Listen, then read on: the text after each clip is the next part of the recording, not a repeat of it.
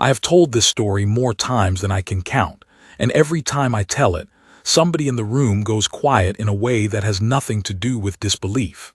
They go quiet because they understand, on some level they can't quite name, what it means, what it says about us, about the thing we carry in our chests that no amount of evolution has managed to sand down. The Veth call it the madness of open hands. They don't mean it as a compliment. I was 23 years old when I arrived at Korath Station, and I will be honest with you, I was not the most impressive specimen the Coalition had ever shipped out. I was medium height, medium build, with a service record that read more like a list of near misses than accomplishments. I had washed out of pilot training because my reaction times were too slow by Veth standards, which meant nothing since Veth standards were calibrated for a species that processed threat stimuli in under 40 milliseconds. I had placed 16th out of 22 in my Coalition orientation cohort. I was adequate. That was the word my supervising officer used in my transfer paperwork. Adequate. Korath Station was the Coalition's premier joint military academy, which was a grand way of saying it was the place where humans and the 7 allied species were supposed to learn to fight alongside each other without accidentally killing each other first. It sat on the third moon of a gas giant called Voreth Secundus, about 11 light-years from the nearest human settlement, and it had been operating for 6 years by the time I got there. Long enough that the initial chaos had settled into something almost resembling routine. Long enough that most of the non-human cadets had stopped flinching every time a human walked into a room. Almost. My bunkmate in the first week was a Veth named Sorath Ka, which I was told to pronounce with a click at the back of the throat before the Ka, a sound I never quite mastered.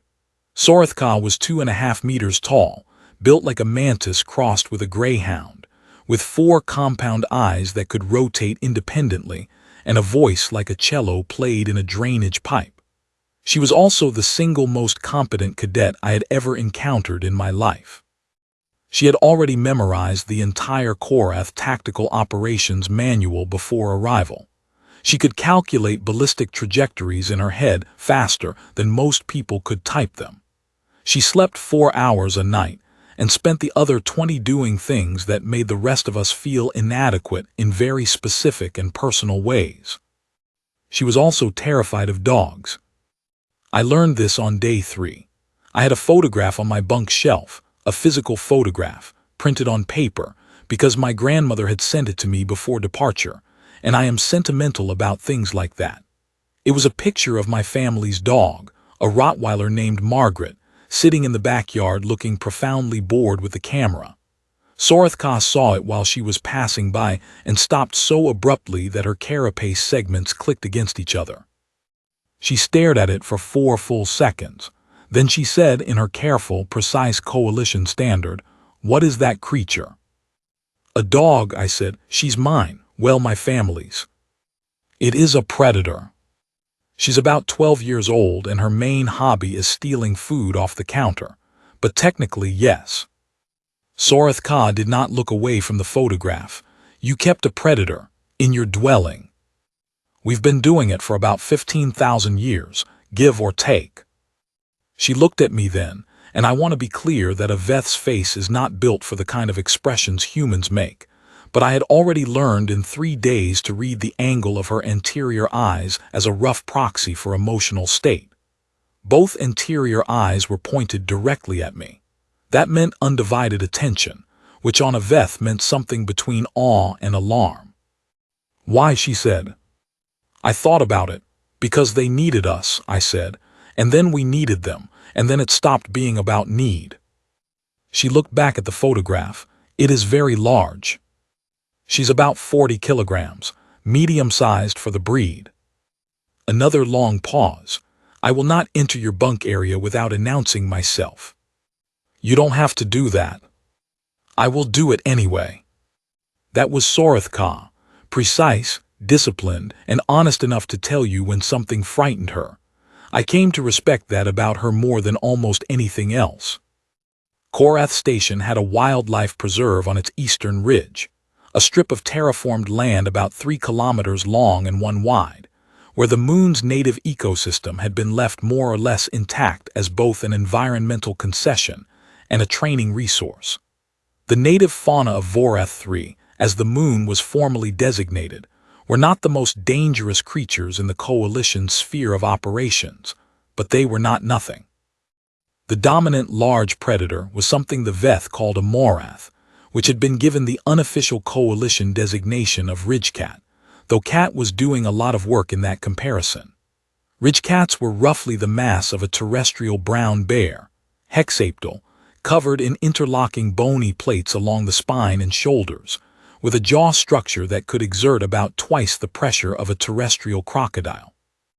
Their coloring was a deep amber brown that shifted toward rust at the edges, which made them almost invisible against the moon's iron-rich soil. They were also, under the Coalition's terraforming charter, protected wildlife, which meant that the eastern ridge was off-limits to cadets during ridgecat breeding season, which ran approximately 8 months out of every 14-month lunar year. Korath's commanding officer was a Veth named Commander Harathsal, 17 years of Coalition military service, decorated 3 times, known for running a tight operation and tolerating exactly zero nonsense from her cadets. She had a particular intolerance for humans, not out of hostility, but out of what I came to understand was a kind of professional wariness. Humans were the variable in her equations that she could not fully account for. We did things that did not fit the models. She had spent 6 years watching us, and she still wasn't sure she had us figured out. I think about that a lot now. The incident happened on a Tuesday, which is a human calendar designation that meant nothing to the Korath schedule, but which I use because that's how I remember it. It was our 3rd week of field navigation exercises, which involved small cohort groups moving through the station's outer training grounds in rotating shifts. My cohort was 7 cadets, myself, Sorothka, 2 other Veth named Dorithmal and Prethsa, a Churak named Vessel of Consideration, who went by Vessel because the full Churak naming convention ran to about 40 syllables, and 2 Grath siblings named Thorn and Kessel, who communicated with each other in a subsonic frequency the rest of us couldn't hear and who were therefore always slightly ahead of the group because they had information the rest of us didn't. We were moving along the southern perimeter of the training ground, which ran parallel to the wildlife preserve fence line. The fence was a low-current deterrent, not a physical barrier, enough to discourage large fauna from wandering into the training area, not enough to do serious harm to anything that pushed through it. I had been told the ridgecats never pushed through it. They were territorial but not aggressive toward structures they didn't recognize as prey. I had been told a lot of things at Korath Station that turned out to be approximately true. The cub came through the fence line at 14:20 hours. I heard Prethsa make a sound first, a high, strained tone at the upper limit of my hearing range, which I would later learn was the Veth distress vocalization for immediate predator threat. Then Dorithmal and Sorothka both went completely still, which was the Veth freeze response, which I knew intellectually but had never seen executed in real life. It was not a human stillness. It was an absolute cessation of movement so complete that they looked like they'd been switched off. Vessel made a sound that I can only describe as a color. The Churak don't vocalize threat responses in sound exactly, but they produce a subsonic resonance that humans feel as a pressure change in the sinuses. My head ached suddenly and completely. Thorn and Kessel had already moved, backing toward the tree line in a low, controlled retreat that was clearly trained behavior. I turned to see what had produced all of this. The cub was about the size of a large dog, smaller than I'd expected from the briefing materials on adult ridgecats, which had made them sound like armored nightmares. This one was still in its juvenile plate growth. The bony armor along its back was soft at the edges, not yet fully calcified, and it moved with the slightly uncoordinated lurch of an animal that had grown faster than its balance could keep up with. Its coloring was lighter than adult description, a pale amber gold, and its eyes were enormous the way juvenile eyes always are, filling too much of its face, giving it a look of perpetual startled curiosity. It had pushed through the fence because the low current was calibrated for adults, and juveniles had a lower pain threshold. It had probably gotten through thinking it found a gap, and was now standing in the middle of the training path looking at 7 beings it had never seen before, doing what juveniles do when confronted with something new and non-threatening. It was bouncing. Not literally. Not the way a human child bounces. It was doing the Ridgecat equivalent, which involved a rapid weight shift from its front 2 legs to its middle 2 and back, head dropping and rising in a rhythm that the briefing materials would have identified as investigative display. But what it looked like, if you were human and you had grown up with animals that moved that way, was a young creature that was excited and wanted to play, and was trying to figure out if these new things were safe to approach. Korath Ka's voice came from behind me, very quiet, very controlled. "Sergeant Vasquez, do not move." "I know," I said. "It is a Ridgecat juvenile. Adults will be within proximity. If it has been separated from its mother, the mother will be tracking its scent trail." "I know," I said again. "The protocol in this situation is controlled retreat to the nearest hardened shelter. The shelter is approximately 200 meters northeast." Korath Ka: "Yes. I'm not going to the shelter." The silence that followed was the loudest silence I have ever heard. I am including in that count the silence that followed the Korath Station decompression event in 31, which killed 62 people, and which I was close enough to hear the initial breach. That silence was a specific kind of quiet. This one was different. This was the silence of 6 beings who had all processed the same information and arrived at the same conclusion. She is going to die, and were individually calculating whether there was anything to be done about it. The cub had stopped bouncing and was looking at me with those enormous gold eyes. I crouched down. Not slowly exactly, but not suddenly either. I made myself small in the way I'd learned to make myself small around anxious dogs, around skittish horses, around the baby deer my neighbor had found in her backyard one summer when I was 9 years old, and which had let me get close enough to touch its nose before it bounded away. I made myself compact and low and non-threatening, and I held out one hand, palm up, fingers loose, and I said, in the same voice I had used for 23 years around animals that needed to know you meant no harm, "Hey, come here, baby Mo." Mo was what I called Ridgecats in my head. I have no good explanation for this. It started the first week when I saw a training video on the local fauna and thought the adult Ridgecats moved like a moose I'd seen once in northern Ontario, big-shouldered, high-headed, slightly prehistoric. So in my head they were Mo's. Moosecats, Mo for short. The cub took one step toward me. Behind me, Preth Saw made the distress vocalization again.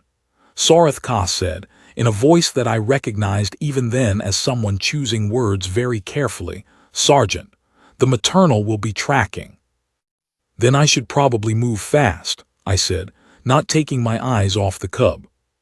"Sergeant, Korath Ka, I need you to trust me for about 45 seconds. Can you do that?" Another silence, shorter this time, then quietly, "I can try." The cub took another step. I kept my hand out, palm up, and I did not look directly at its eyes. Eye contact is a dominant signal across more species than people realize, and I had learned this not in any training program but in the accumulated experience of a childhood spent in rural Ohio surrounded by animals of every variety. And I said again, soft and low, "Come here, baby Mo, come here." It took the third step and the fourth, and then it was close enough that I could feel its breath on my fingers. It was warm. They always are. That's the thing people don't expect. Across species lines of predators run warm. They're burning fuel constantly, all that muscle and bone and biological machinery running at high output. The cub's breath was warm and slightly sulfurous, probably from the mineral content of its prey's blood, and its nostrils were working hard, reading my scent the way all predators read scent, filing me under a category I hoped was interesting unfamiliar rather than prey. It touched its nose to my palm. I heard Dorithmal inhale sharply, which from a Veth sounds like a gunshot, and I heard Vessel's subsonic resonance spike and then cut off, and I heard Thorn or Kessel. I was never sure which make a sound that might have been prayer in a frequency I wasn't quite built to hear. And then the cub pushed its head up under my hand, the way every young creature since the beginning of animal time has pushed into a hand that smelled safe, and I scratched behind the soft-edged plates along its skull and it made a sound. A deep, rhythmic, grating sound that was nothing like a purr but served the same function, and I said good mo good baby, and meant it completely. 45 seconds. That's about how long we had before the undergrowth on the other side of the fence line moved, and the mother came through. I want to be clear about something, because this next part gets distorted in the retelling, and I have heard versions of this story where I stand up and face down the adult ridgecat with my bare hands, and it somehow recognizes my authority and backs off. That is not what happened. I am not a fool. I knew exactly what was coming through that fence line, and I knew exactly what my odds were if it came through hostile, and they were not good. What I did was stay crouched. I did not stand up. I did not back away.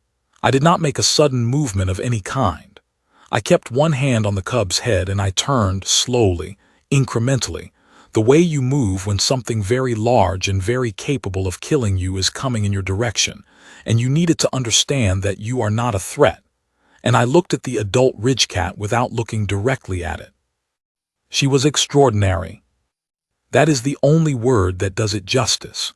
2.5 meters at the shoulder, easily 400 kilograms, the bony armor along her back fully calcified and deep rust brown, catching the light in a way that made her look like she'd been poured from metal.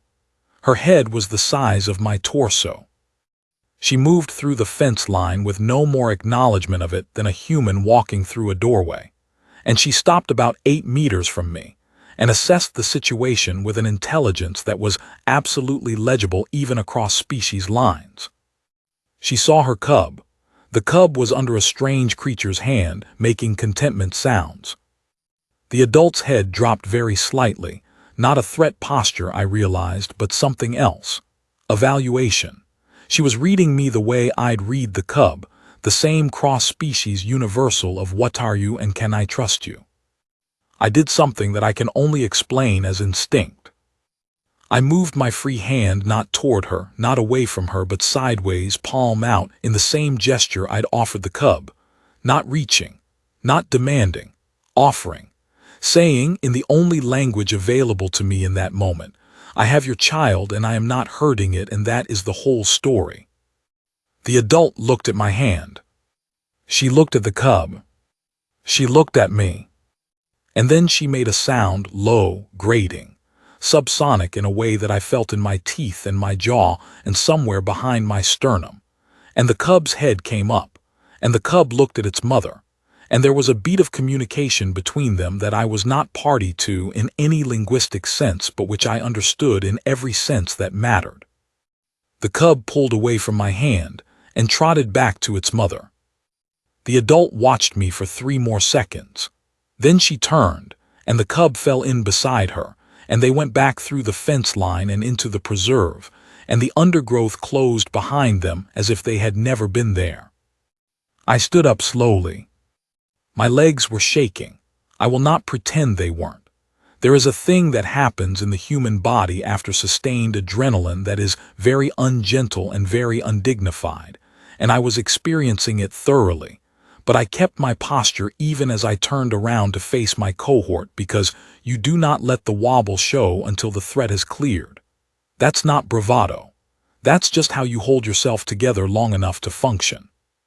Sorith was looking at me with both interior eyes and both posterior eyes, which is a Veth configuration that means nothing in their behavioral repertoire, because they cannot typically direct all 4 eyes at a single object simultaneously. I did not know at the time that this was an unusual state for a Veth to be in. I learned later from Sorothka herself that it happens only in response to things that the Veth mind genuinely does not have a category for. Dorithmal said, in a voice that had lost most of its formal diction, "You are alive." "I am," I agreed. "It did not attack."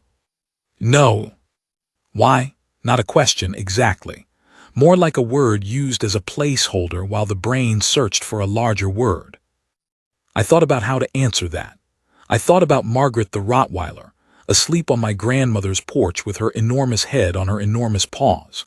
I thought about the deer in the backyard with its wet black nose.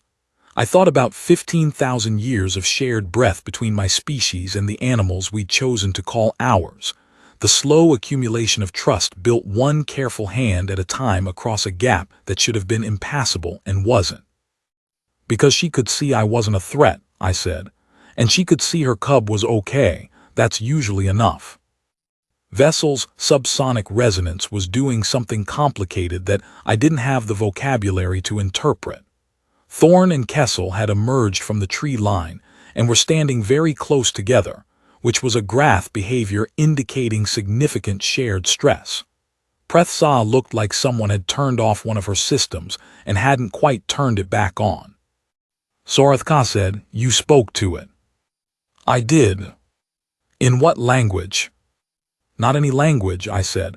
"Just tone, pitch, body position, the basics." "The basics," she repeated.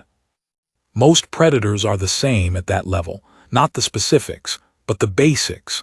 They're reading threat assessment constantly. You go small, you go slow, you keep your hands visible, you don't stare, you're telling them you're not hunting them and you're not scared of them. Both things matter. Sorothka was quiet for a moment. Then she said, "You were scared." "Absolutely terrified," I said.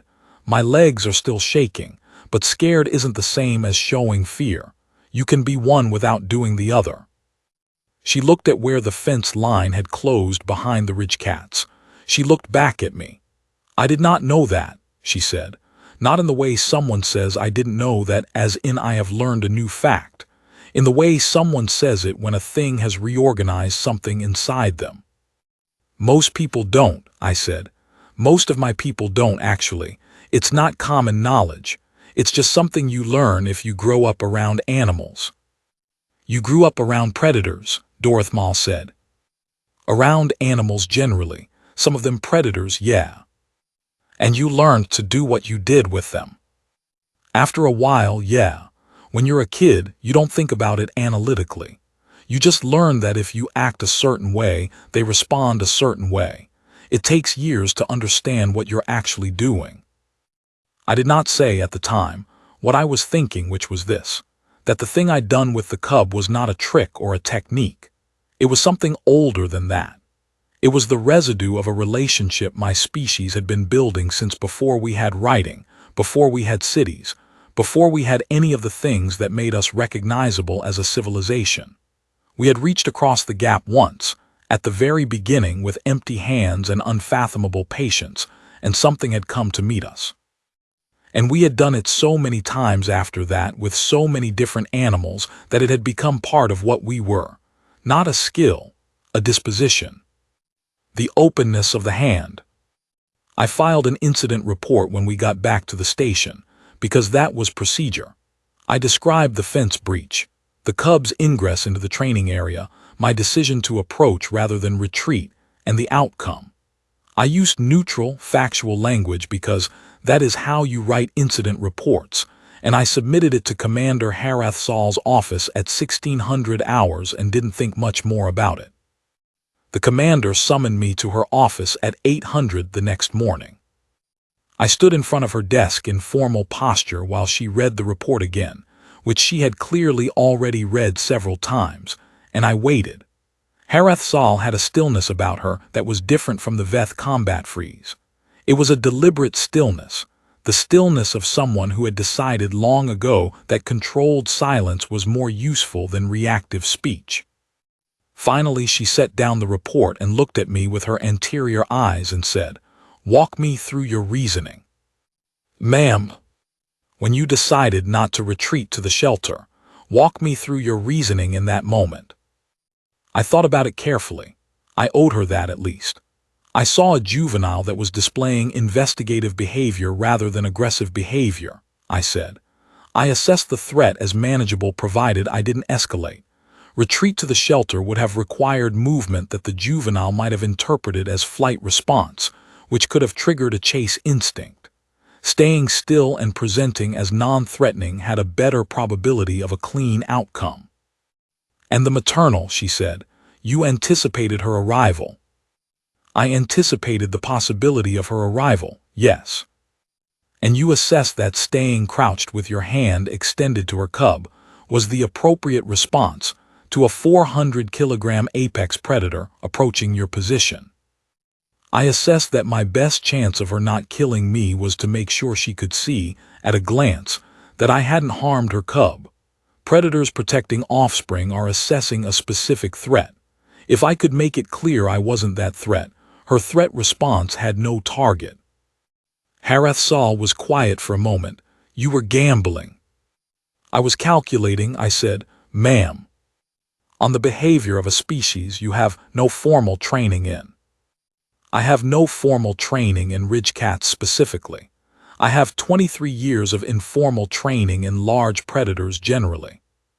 She looked at me for a long moment. Then she said something I did not expect. She said, my people have a formal discipline for understanding alien species behavior, xenoethology. It takes 14 years to be certified. I have 3 certified xenoethologists on my staff. None of them were with your cohort yesterday, and I find myself wondering if any of them would have done what you did. I didn't know what to say to that, so I said nothing. The incident report from your cohort mates, she said, contains an interesting range of descriptions. Dorithmal writes that your behavior was tactically indefensible and resulted in a positive outcome through fortune rather than skill.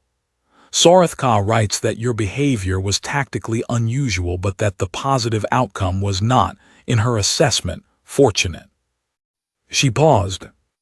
Korath is one of the most accurate observers I have encountered in 16 years of command, she said.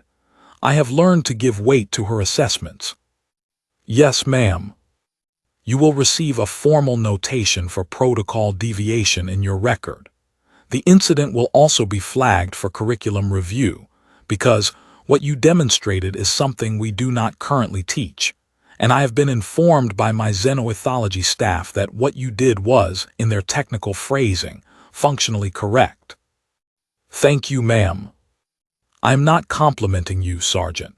I am informing you that your deviation from protocol was simultaneously in violation of standing orders and, apparently, the right choice. These 2 things are both true. I expect you to understand why that is a problem. Because if I'd been wrong, the protocol would have been right and I'd be dead.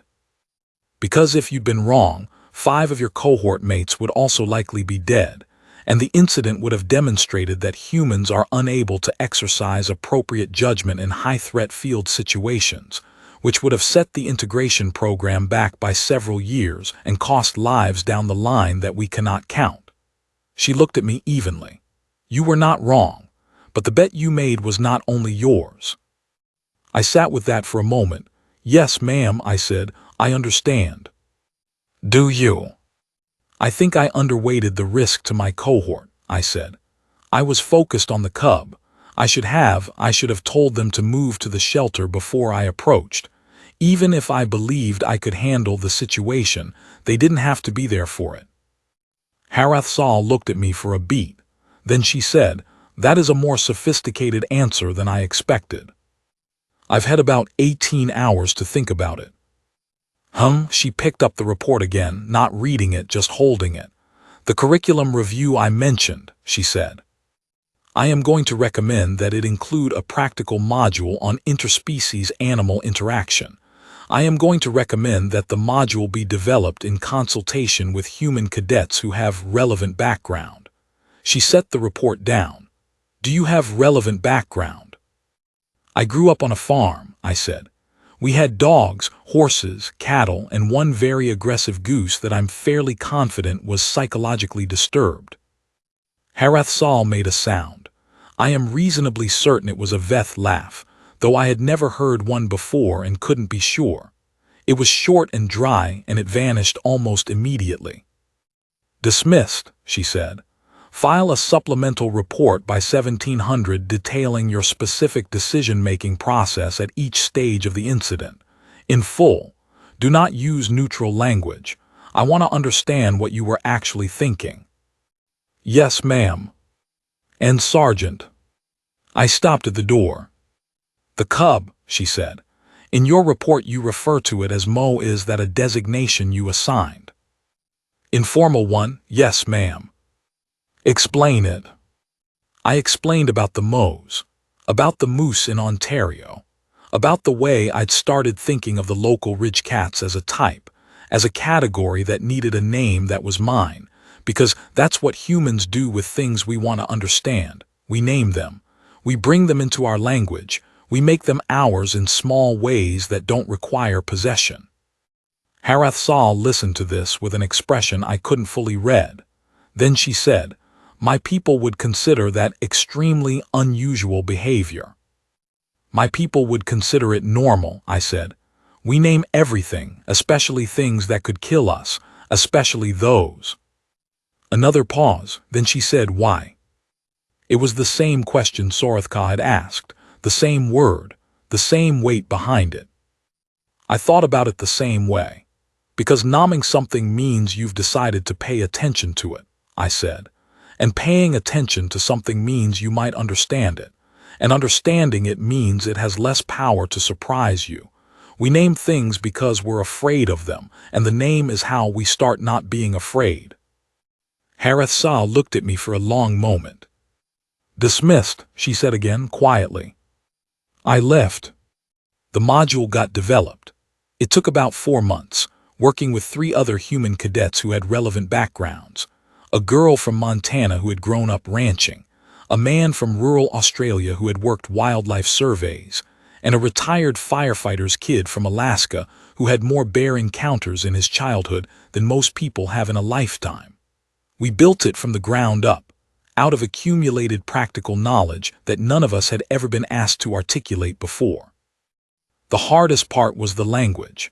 We were writing for species whose entire conceptual framework around predators was organized around distance and weapons, and the fundamental rule that you do not close the gap. Every instinct their biology had given them ran opposite to everything we were trying to teach. We had to find a way to explain, in precise coalition standard, why you would voluntarily reduce the distance between yourself and something that could kill you, and why doing so under certain specific conditions made you safer rather than less safe. The Chirac xenoethologist on the review panel, a careful, methodical being named Resonance of Deepwater, told us during our 3rd revision meeting that our module was the most counterintuitive training document she had ever assessed. She said it twice, as if she couldn't quite believe she was saying it. Then she said, "And yet the underlying logic holds. I cannot find a flaw in it. I have been trying." We wrote it in coalition standard and taught the first iteration ourselves, with live animals sourced from the preserve under controlled conditions. We started with smaller fauna, juveniles when we could manage it. We let the non-human cadets watch before they participated. We explained what we were doing and why at every step, and then we explained it again, because with things this counterintuitive, understanding it once is not the same as believing it. The first time Dorithmal held out his hand to one of the preserve's small hexapedal grazers, a creature about the size of a domestic cat, functionally harmless, but still an animal with teeth and no particular affection for strangers. He held it out for 47 seconds before the grazer came close enough to sniff. I know the duration because I timed it. Dorithmal did not move his hand for the entire 47 seconds, which for a Veth required an act of, well, I still have difficulty fully imagining. When the grazer touched its nose to his fingers, he made a sound I had never heard a Veth make. Quiet, brief, almost involuntary, Later he told me it had no name in Veth. He said the closest translation was something like the recognition of a thing you did not know you were waiting for. Korath took the module twice. She said the first time she was learning the material. The second time she was learning how to learn the material, which was a different thing. By the second year it was mandatory for all cadets. By the fourth year it had been adopted by 3 other coalition training facilities. I heard later, second or third hand, that it had been credited in the resolution of 2 field incidents where non-human personnel had made contact with unknown fauna on contested worlds and had managed those contacts without fatalities. Contacts that, by prior protocol, would have been resolved with weapons fire. I don't tell this story to take credit for any of that. I tell it because of what Korath said to me about 6 months after the incident, when we were sitting in the station's observation lounge, watching the gas giant rotate in the dark. She had been quiet for a long time, which with Korath could mean almost anything. Then she said, "I have been thinking about the photograph. Of Margaret. Of your dog, the predator in your dwelling." She was looking at the planet, not at me. "You said you kept predators because they needed you and you needed them, and then it stopped being about need." Yeah. I have been considering what that means.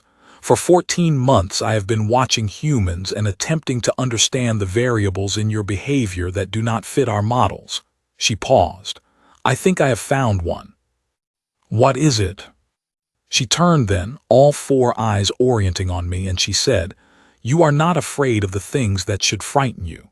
You are afraid of different things entirely. And the things you love without reservation of survival."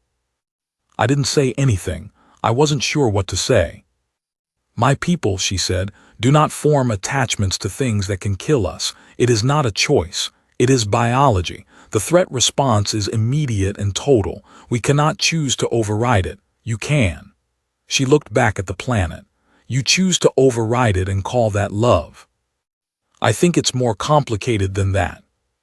Perhaps, but in the field when it is simple, when it is a cub with your hand on its head and its mother coming through the fence line, it is exactly that simple." She was quiet for a moment. "I wanted you to know that I understand now. What you did, not the technique. She paused, searching for the word. "The willingness." Korath. "Yes." I was still scared. "I know," she said. "That is the part I think my people will never fully understand. The fear was real. The willingness was also real. You held both of them at the same time." I didn't have an answer for that either. I'm still not sure I do. It's not something my species invented or decided. It's something we arrived at over a very long time by making the same choice over and over again, in fields and forests and backyards and barn stalls, with creatures that could have killed us and chose not to, because we showed up with open hands and the patience to wait. The galaxy, it turns out, is full of things that could kill us. We keep showing up anyway. I think sometimes about the cub, about the mother, about the moment when she looked at me, really looked, that flat animal assessment that strips everything down to what are you and what do you want, and found something she recognized. Not my species, not my language, something older than either. I like to think she recognized the open hand. I like to think she knew what it meant. Korath Station is still operating, last I heard. The Ridgecat Preserve is still there. The module is still being taught.